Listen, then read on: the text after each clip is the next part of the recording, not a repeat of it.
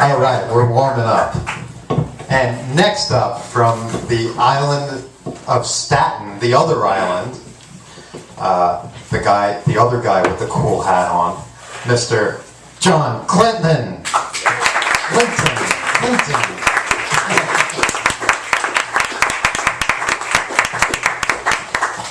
Thank you, Russ.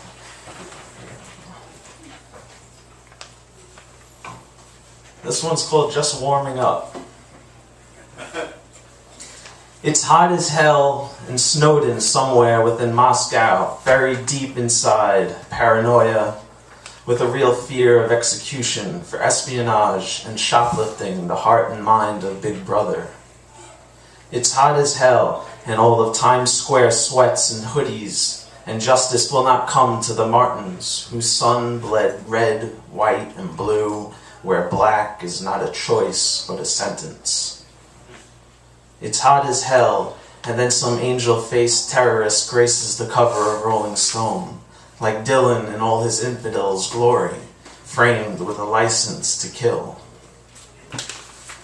It's hot as hell, and Detroit could sure use some cold, hard cash to dig themselves out of the industrious wasteland, running out of gas and stalling at the wheel in the heartland of America, where hell is just warming up.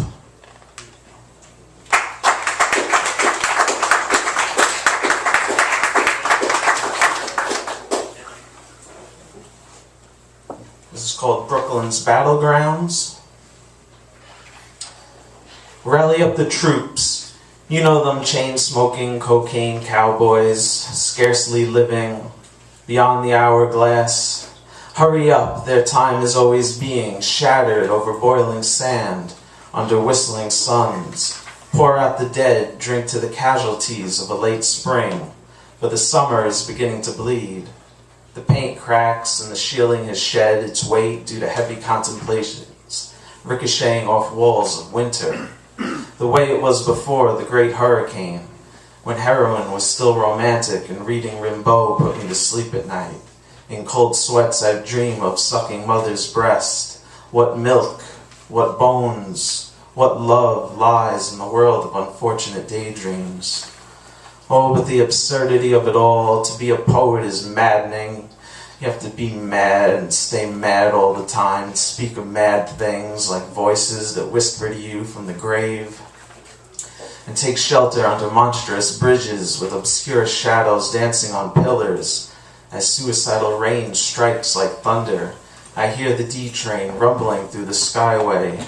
Smug I lay in a chorus of grass, enlightened by its song, as a witness to heaven and its executions, a heaven in which I do not believe, and yet I am deeply confounded by this dumb angel, illuminated on rocky shores of Dumbo, spying on all natives, washing their feet in the East River and bathing in frozen moments of time, stationed like statues from Grand Army Plaza to Coney Island.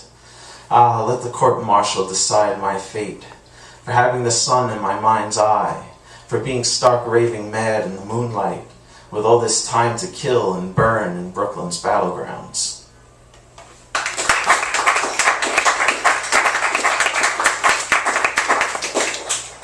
Thank you. This one is in the anthology. It's called Lunar Bridges. The ghastly chrome crescent moon, perched in the pitch-black sleep of sky, watches time unwind and lose itself within lunar dust and midnight waves rolling deep on shores swept underneath. Lunatic minds of Broken Bay Ridge, pulsating madly to white wine and weed, smoked in turquoise rooms painted under the sea, where youth flounders, sitting tranquilly, blissfully, alive even, besides bookshelves holding nothing but French existentialism and gravity's rainbow. Suspended conversations hung around like old souls spoken from damaged wires. Electricity sparks new life in dim mates. Winds crack against window panes where future engagements are made from scattered sands of memory. Above the hourglass pours its destiny upon the stiletto shadows once seen piercing the sky. Azure eyes glazed over and over crimson flames tightly tied around the dying flesh of dreams, frightfully beaming from the moon. Thank you.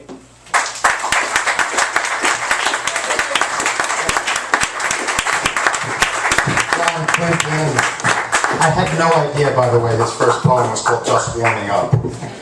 No, you're kidding.